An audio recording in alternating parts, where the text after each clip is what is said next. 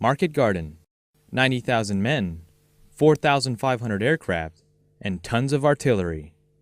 The only things this market was selling was air power, firepower, and a whole lot of freedom. But it all came at a cost, a price that so many paid. 3 months after D-Day in September of 1944, British Field Marshal Bernard Montgomery persuaded American Supreme Allied Commander General Dwight D. Eisenhower to join the largest multi-day airborne operation in history. Market Garden was its name, and it was actually a two-part offensive, Market and Garden. Market was the airborne part of the operation, consisting of more than 40,000 troops. Their objective was to secure Highway 69, also known as Hell's Highway, and capture 5 key bridges in the cities of Zaan, Veghel, Grave, Nijmegen, and Arnhem. The highway and bridges would allow Allied troops to bypass the infamous Siegfried Line. Better known as the West Wall, the Siegfried Line was a defensive front along the western border of Germany, fortified with tanks, bunkers, and vehicle traps. It was hundreds of miles long, stretching from the Germany-Switzerland border to the town of Kleve.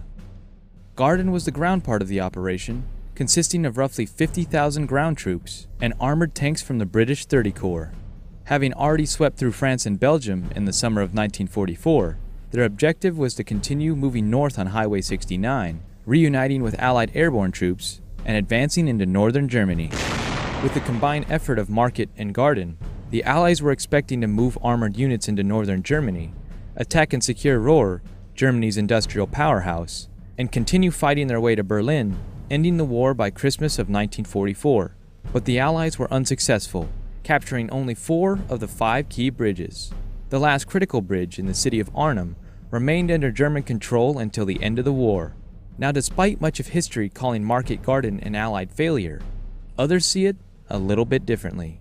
We are already 70 years liberation, and that's why we're doing this here, to thank all the veterans, all the people who landed on the coast from Europe, so we can now celebrate that. And we can remember all the soldiers who died for us. For the Dutch city of Eindhoven, September 18th, 1944, was their Independence Day. To honor the operation that freed them from German control, Eindhoven hosts a commemoration every year for Market Garden. This year's the 70th anniversary, which means even the youngest World War II vet is nearly 90. From parades to reenactments, the Dutch spare no expense in showing their appreciation and respect to service members both past and present. People here just glad to see Americans wearing American flags, reenacting what had happened. It makes you proud to be a military member, and it's impressive how many people's lives that we touched back 70 years ago. Arguably the most exciting festivity, with 8 countries participating, was the airdrop.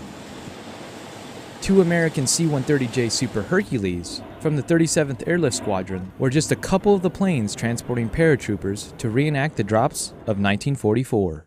It was eye-opening to me how important Operation Market Garden was to the Dutch. There were about 20,000 people at the drop zone watching people jump out of airplanes. I've never seen anything like that, so it was amazing to me that the Dutch hold Operation Market Garden in such esteem. The 37th Airlift Squadron, based out of Ramstein Air Base in Germany, has an extensive World War II history. 7 decades ago, it was designated as the 37th Troop Carrier Squadron with the call sign of Whiskey 7. One of the main aircraft used by the Allies in World War II, the Douglas C-47 Skytrain, is what the 37th used to transport troops and cargo in support of numerous operations, including D-Day and Market Garden. It's important that we remind people that we worked together in the past 70 years ago, we can still work together today. There's a lot of problems in the world, and we need allies in order to solve it. And the more we work together on these commemorative operations, these training exercises, whenever it comes down to the real deal where we have to go defend freedom, if we can do it in training, then we'll be able to do it better when it comes down to the real thing. But before the airdrop, the paratroopers had a chance to meet someone special, an encounter that many will remember for the rest of their lives. Meet Mario Petruno, a 93-year-old Army veteran of the 101st Airborne Division. He jumped in both D-Day and Market Garden, was wounded in both operations, and awarded 2 Purple Hearts. Summer 17, 40,000 of us jumped in Holland. we were to open a corridor 40 miles long for the British tanks. They were supposed to be in Berlin by Christmas '44. We jumped down in 101st and the southern end near Zahn. Our objective was Eindhoven, Best, Veckel, the bridges, and the highway, open the highway. We took Eindhoven on the 18th, and the tanks came on this morning of the 19th. My buddy and I, he says, let's get on the tanks and be the first, one of the first to get into Berlin.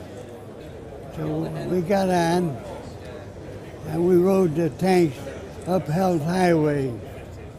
It took us 7 hours to go 30 miles. Oh, it was murder. We get to Nijmegen Bridge. The tanker stopped again. So my friend and I, we said, the hell with this. We joined the 505, 82nd at Nijmegen. And then we're gonna street fight, street to street, house to house. It was rough. About 10, 11 o'clock, 3 squads of Germans counterattacked. The next morning, 8 o'clock, I got shot in the face, knocked out of action, and sent home.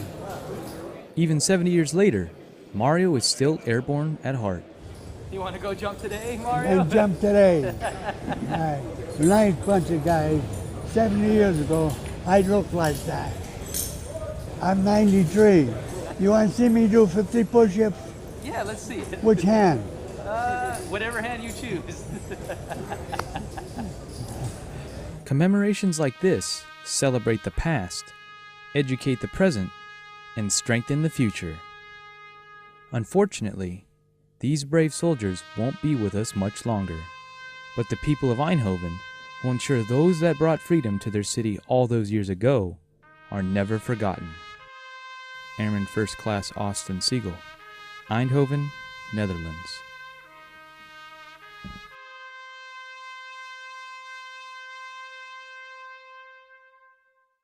We got very, very lucky that we are still, after 70 years, still have peace here in the Netherlands, and we all sang that to the Allies. And that's all I want to say, sir. Thank you very much.